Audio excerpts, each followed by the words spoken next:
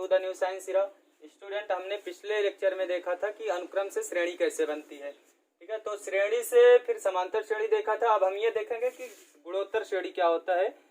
तो गुणोत्तर श्रेणी होता है, जैसे मान लीजिए मैं एक श्रेणी लिख रहा हूँ 5, 10, 20, 40। मान लीजिए किसी अनुक्रम, कोई अनुक्रम है ये। ठीक है, तो इसके अगर सभी पदों में अगर हम प्लस का चिन्ह लगा दें तो ये श्रेणी हो जाएगा। ठीक है, तो इस श्रेणी को आप नोटिस करिए और देखिए कि जो जो भी पद आ रहे हैं वो अपने पहले वाले पद में 2 से मल्टीप्लाई होके आ रहे हैं। जैसे हमने 5 से 10 को देखा तो 2 का मल्टीप्लाई हुआ, फिर 10 से 20 तक देखा तो 2 का मल्टीप्लाई हुआ, 20 से फिर 40 को फिर 2 से मल्टीप्लाई हुआ। तो मतलब ये कि जो श्रेणी है उसमें कोई फिक्स नंबर बारी बारी से मल्टीप्लाई होके आता है। जैसे मैं कोई एक और श्रेणी लिखता हूँ 1, मान लीजिए 2, 1/2, 1/8, 1/16। ठीक है, तो 2 हो गया, फिर 1/2 हो गया, फिर 1/8 हो गया और 1/32 हो गया यहाँ पे। ठीक है, इस तरह की मान लीजिए कोई श्रेणी है, तो आप इसमें देखिए कि कोई एक फिक्स नंबर मल्टीप्लाई होके बारी बारी से आ रहा होगा। जैसे 2 था तो इसमें 1/4 से हमने मल्टीप्लाई कर दिया। नंबर कुछ भी हो सकता है, प्लस में, माइनस में। ठीक है, रेशनल नंबर हो सकता है, कैसे भी हो सकता है। तो यहाँ पे 1/4 से हमने मल्टीप्लाई किया तो 1/2 आ गया, फिर 1/2 में हमने फिर मल्टीप्लाई किया 1/4 से तो 1/8 हो गया, फिर 1/4 से मल्टीप्लाई किया तो 1/32 हो गया। ऐसे ही ये पूरी सीरीज चली जाएगी। ठीक है, अभी तो ये सीक्वेंस है, इसमें हम वही ऑपरेशन कर देंगे तो ये हो जाएगा। ठीक है, ऑपरेशन अगर यूज कर देंगे, प्लस लगा देंगे तो ये श्रेणी हो जाएगा। ठीक है, तो हम ये देखते हैं जो गुणोत्तर श्रेणी होती है उसमें कोई फिक्स डिजिट जो है वो बार बार मल्टीप्लाई होके आती है। तो चलिए हम एक ऐसा स्टैंडर्ड फॉर्म तैयार कर लें जिससे हम किसी भी गुणोत्तर श्रेणी को आसानी से पहचान सकें। तो ये होता है, जैसे ये 5 था तो हम देखते हैं कि 5 में 2 मल्टीप्लाई हुआ। ठीक है, फिर ये 20 आया तो 20 जो है ये हो जाएगा 5 × 2 × 2। ठीक है, और ये 40 है तो 5 × 2 × 2 × 2 हो गया। ये देखो, तो एक बार पहली बार 2 मल्टीप्लाई हुआ, यही जो 2 है ये 2 बार मल्टीप्लाई हुआ, तो यही 2 जो है ये 3 टाइम्स मल्टीप्लाई हो गया, 3 टाइम्स मल्टीप्लाई हो गया।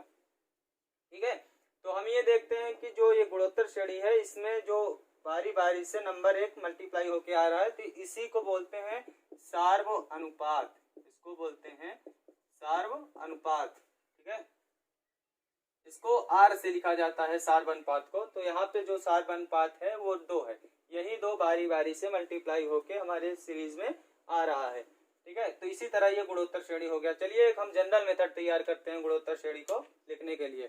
ठीक है, इसको इरेज कर देते हैं।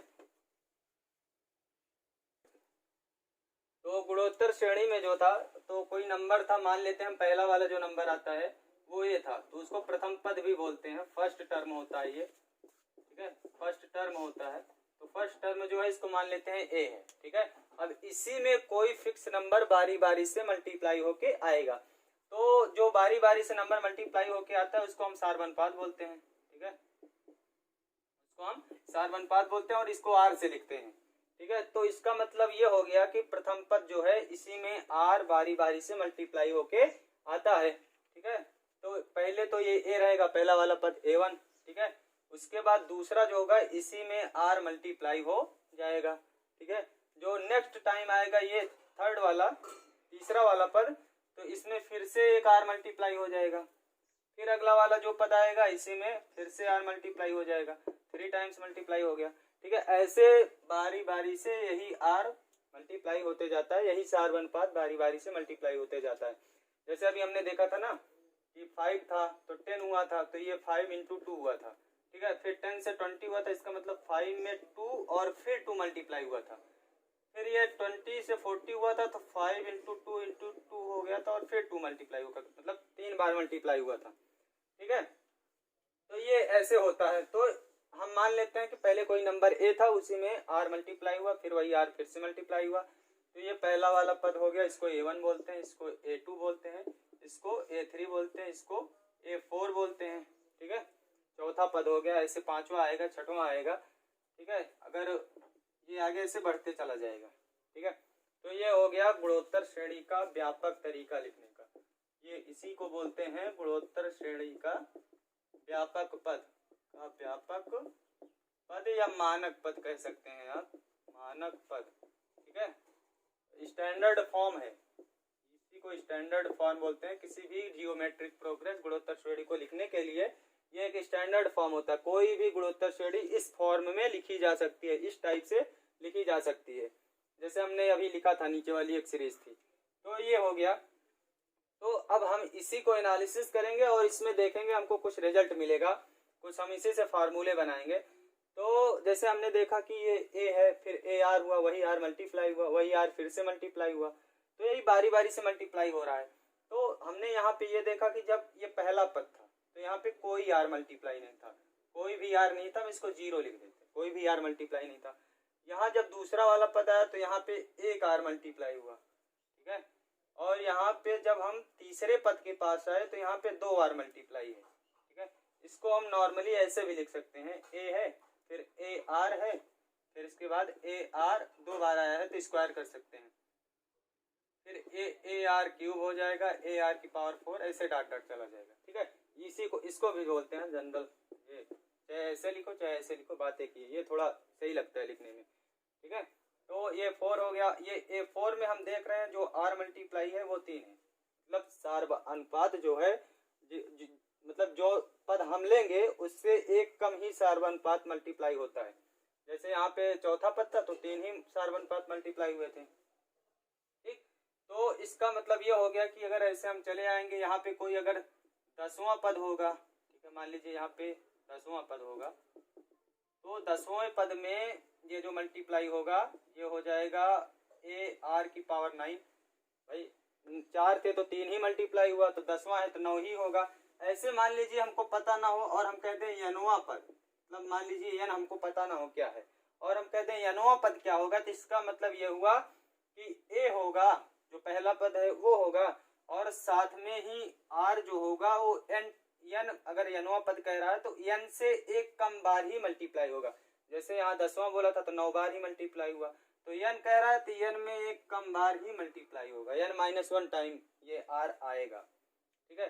तो ये एनवां पद हो गया, इसको बोलते हैं, इसको टीएन या फिर एन से लिखते हैं हम, nth टर्म, ठीक है। nth टर्म जो होगा वो ए आर की पावर n-1 हो गया। यही है श्रेणी का एनवां पद निकालने का फार्मूला। कोई भी अगर गुणोत्तर श्रेणी है तो उसका अगर एनवां पद आपको निकालना हो तो फार्मूला होता है an = AR की पावर n-1। जो भी आपको निकालना होगा उसको आप n की जगह पे रखिए और ये आपको पूरा मिल जाएगा जो पद आपको निकालना होगा। जैसे हमने देखा यहाँ पे कि पहला था तो कोई आर नहीं था, दूसरा था तो एक आर था, मतलब ऐसे ही जो पद हम उठा रहे हैं उससे एक कम आर मिल रहा है हमको। इसका मतलब एनवां कह रहा है तो एन से एक कम आर मिलेगा, n-1 की पावर हो जाएगा, इतने टाइम आ आएगा, ठीक है। चलिए हम इस पर कुछ क्वेश्चन करते हैं कि एनवां पद निकालते कैसे हैं। जैसे ये क्वेश्चन है 1/3, -1/6, 1/12, ये एक अनुक्रम है, तो ये एक गुणोत्तर अनुक्रम है। तो इसको हमको बताना है कि ये 7वां पद क्या होगा इसमें। तो सबसे पहले हम देखते हैं कि इसका सार्वनुपात कितना है, क्या है जो इसमें बारी बारी से मल्टीप्लाई होके आ रहा है, ठीक है। तो जैसे 1/3 है, अगर इसमें हम -1/2 से मल्टीप्लाई कर दें तो ये हो जाएगा -1 का 1 से होगा तो 1 और 3 का 2 से होगा तो 6 हो जाएगा, ठीक है। इसी तरह अगर -1/6 हमको मिला तो इसके आगे अगर हम बढ़ेंगे तो ये -1/2 से फिर मल्टीप्लाई करेंगे तो ये माइनस माइनस प्लस हो गया और 6 का 2 से होगा 12 हो जाएगा। इसका मतलब -1/2 बारी बारी से इसमें मल्टीप्लाई होके आ रहा है। तो हमको सार्वनुपात पता चल गया कि क्या होगा, ठीक है। इसको सार्वनुपात को निकाल हम ऐसे भी सकते हैं कि दूसरे वाले पद में पहले वाले से भाग दे दें तब भी निकल सकता है, और सार्वनुपात को निकालने का जो जनरल तरीका होता है वो R = AN/AN-1 होता है। ये होता है सार्वनुपात निकालने का जनरल तरीका कि हम कोई भी एनवां पद उठा लें और उसके n-1 मतलब उसके पहले वाले पद से अगर भाग दे देंगे तो जो नंबर मल्टीप्लाई हुआ रहेगा वो सार्वनुपात वो हमको पता चल जाएगा, ठीक है। तो यही करते हैं, दूसरे में पहले से डिवाइड करते हैं तो ये हो जाएगा -1/6 है अपान 1/3, तो ये पहले का चौथे से मल्टीप्लाई होगा, दूसरे का तीसरे से होगा। ये 3 का होगा -1 से -3 हो जाएगा, 6 का 1 से होगा 6, ये हो जाएगा 2 -1/2। तो R पता चल गया हमको, ठीक है। और ए तो पहले से पता होता है हमको कि जो पहले आता है वो प्रथम पद ए कहा जाता है। तो ए इज इक्वल टू 1/3 दिया हुआ है, हमको निकालना है सातवां पद। हमने पढ़ा है कि ए एन मतलब एनवां पद जो होगा वो ए आर की पावर n माइनस 1 होगा, मतलब n से एक कम बार आर आएगा। ठीक है, तो यहाँ पे एनवां पद ये हो गया, तो इसको हम लिख सकते हैं एन। हमको निकालना क्या है सातवां, तो ये एन की जगह पे 7 रख देंगे, ए आर की पावर 7 माइनस 1। ठीक है, वैसे भी हमको पता है जो पद कहा जाए उससे एक कम आर लिया जाता है। ठीक है, तो ए आर की पावर 6 हो जाएगा। सातवां बोला था तो छठवां 6 रखना पड़ेगा यहाँ पे। तो ए की वैल्यू जो हो गई वो है 1/3, आर की वैल्यू है -1/2, -1/2 की पावर 6। ठीक है, 1/3 हो गया। माइनस जो है इसकी जो -1/2 है पूरा इसका जो है पावर है ये 6 एक इवन नंबर है, एक सम संख्या है, और सम है तो ये जो माइनस है ये प्लस हो जाएगा। ठीक है, और 1/2 जो होगा ये पावर 6 रहेगा। ठीक है, तो 1/3 इसको हम ऐसे भी लिख सकते हैं कि 1 का पावर 6 होगा तो 1 ही आएगा, 2 की पावर 6 2 की पावर 6 हो गया। ठीक है, तो ये हो गया 1/3 इंटू 2 की पावर 6। आप इसको सॉल्व भी कर सकते हैं, 2 का 6 बार मल्टीप्लाई कर दीजिए, 2 का 6 टाइम, और 3 से फिर मल्टीप्लाई कर लीजिए, जो आएगा वो उतना हो जाएगा। ठीक है, और नहीं तो यहाँ पे आंसर हो गया, चाहे यहाँ पे आंसर दे दे चाहे ऐसे दे दे। तो इस तरह से हमको एनवां पद निकालना है। चलिए एक हम क्वेश्चन लेके देखते हैं। तो ये क्वेश्चन दिया हुआ है 2 की पावर 2, 4 ऐसे दिया हुआ है।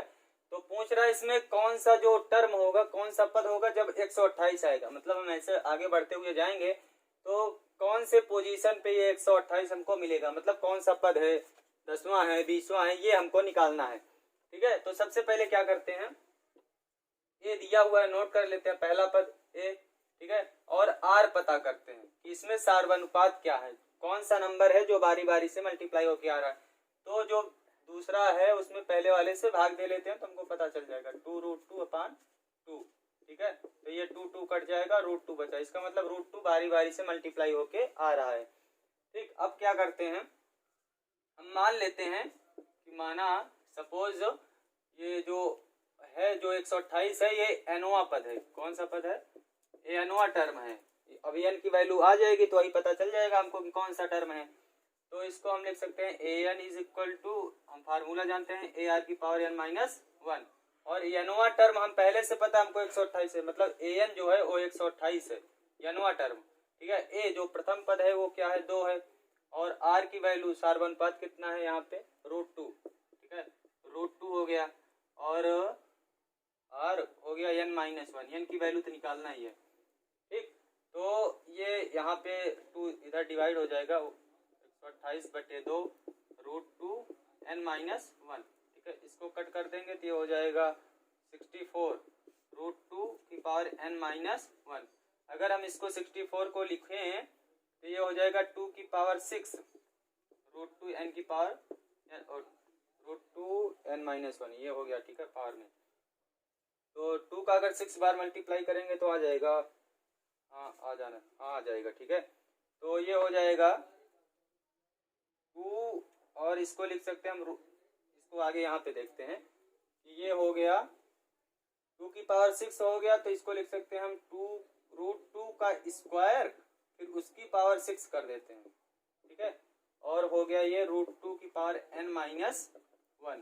ठीक है, √2 का स्क्वायर करेंगे तो 2 आएगा, पावर 6 ऑलरेडी लगा हुआ है। ठीक है, तो ये √2 ये 6 का 2 से मल्टीप्लाई हो जाएगा। अगर a की पावर m की पावर n है तो ये मल्टीप्लाई होके a की पावर mn हो जाता है, mn। ठीक है, तो ये हो गया 12 और √2 की पावर n माइनस 1। ये अगर नीचे वाला बेस इक्वल है तो ये इसके घात भी बराबर होंगे, पावर भी इक्वल होगा, तो n माइनस 1 जो है ये 12 की इक्वल हो जाएगा। n is equal to 12 minus 1 इधर आएगा +1, n इज इक्वल टू 13। तो ये आ गया, इसका मतलब 13वां पद इसका 128 आएगा। तो ये क्वेश्चन दिया हुआ है कि किसी गुणोत्तर श्रेणी का प्रथम पद तथा nवां पद a और b है, मतलब पहला जो पद होगा वो a होगा और जो nवीं बार आएगा वो b होगा, और दिया है कि p जो है वो n पदों का गुणनफल है। तो सिद्ध कीजिए कि p² is equal to ab की पावर n। ठीक है, तो ये ऐसे होगा, पहले ये दिया हुआ है कि जो प्रथम पद है वो a है, तो हम लिख लेते हैं यहाँ पे प्रथम पद दिया है ए है, ठीक है, और दिया है कि nवां पद भी है, nवां पद, और nवां पद का हम फार्मूला जानते हैं, ये होता है ए आर की पावर n माइनस वन, nवां पद यही होता है ए आर की पावर n माइनस वन, ठीक है। तो ये दिया हुआ है कि b है, ए आर की power n minus one is equal to b दिया है, और हम मान लेते हैं कि जो श्रेणी है वो इस टाइप का होगा A R square A r की पावर 3, ऐसे करके जो nवीं बार आएगा वो होगा ए आर की पावर n माइनस वन। श्रेणी जो बनेगी वो कुछ इस टाइप की बनेगी, गुणोत्तर श्रेणी। तो हम मान लेते हैं कि ये A R square A r की इस टाइप का श्रेणी है, और पहला पद दिया हुआ है ए है, और हम मान लेते हैं सारवन पद आर है, ठीक है, इस तरह से। और दिया है कि p जो है वो n पदों का गुणनफल है, मतलब ये जो पद लिखे हुए हैं ए आर स्क्वायर, इन सब का अगर n टाइम मल्टीप्लाई कर दें तो ये टोटल p के इक्वल होंगे, मतलब जो p है वो बराबर है a into A R square into A R cube into dot dot, ऐसे पूरा मल्टीप्लाई होके ए आर की पावर n माइनस वन। ये सब जितने पद हैं अगर इनका मल्टीप्लाई करेंगे तो p आ जाएगा। चलिए आगे बढ़ते हैं यहाँ पे। तो ये जो दिख रहा है ये n टाइम मल्टीप्लाई है, कितने टाइम है n, क्योंकि ये पहला दूसरा तीसरा चौथा ऐसे करके n पद है ना, टोटल n पद, तभी तो ये लास्ट वाला nवां पद बना है, ये nवां पद है, तो इसका मतलब टोटल n टर्म है यहाँ पे। तो ये जो a आएगा ये सब में आएगा, तो n टाइम ये a हो गया, ठीक है। और r देखो कितने टाइम है, तो r एक, ये जितना भी r की पावर है सब ऐड हो जाएगा, r की power 1 plus 2 plus 3 plus dot dot ऐसे प्लस n माइनस वन, सारे जितने भी पावर हैं सब ऐड हो जाएंगे, ठीक है। ये सब मल्टीप्लाई में है ना, तो जो आधार अगर समान होता है तो सब घातें जुड़ जाती हैं, ठीक है। तो p इज इक्वल टू ए की power n, 1 plus 2 plus 3 dot dot करके ये पूरा एक समांतर श्रेणी है, क्योंकि इसमें यहाँ पे एक से दो हुआ, एक ऐड हुआ, फिर एक ऐड हुआ, ठीक है। तो समांतर श्रेणी को हम जानते हैं कि n पदों का अगर योग निकालना हो तो होता है n बाई टू ब्रैकेट में 2a plus n minus one into D, पिछले लेक्चर में हमने देखा था, ठीक है। तो यहाँ पे जो n है वो n ना हो कि n माइनस वन है, ठीक है। तो ये जो n है यहाँ पे हमको n माइनस वन रखना पड़ेगा, ठीक है। तो n की जगह पे n माइनस वन रखेंगे बाई टू, 2a प्लस, हमको n माइनस वन पदों का योग निकालना है, ये हो जाएगा n माइनस वन और माइनस वन फार्मूले का इंटू डी, जो सार्वंतर है वो एक का है, बारी बारी से एक ऐड हो रहा है, और जो a है ये a जो है पहला वाला पद एक है, जो ये पावर है पूरा, ये इसको हमको समांतर श्रेणी से ऐड करना होगा, तो यहाँ पे 1 हो गया, और d जो है ये भी एक हो जाएगा, ठीक है। ये हो गया n minus one by two plus n, और माइनस वन जुड़ जाएंगे तो माइनस दो हो जाएगा, ये हट जाए, ये पूरा हो गया n minus one by two, ठीक है। ये पूरा अगर हम ऐड करेंगे ये इसकी पावर तो ये इतना आ जाएगा, ठीक है, ये इतना। तो इसको हम नोट कर लेते हैं, यहाँ पे r की पावर हो गया n minus one by two, ठीक है। तो इतना आया। तो अब हम क्या करते हैं, स्क्वायर कर देते हैं दोनों साइड, तो स्क्वायर कर देते हैं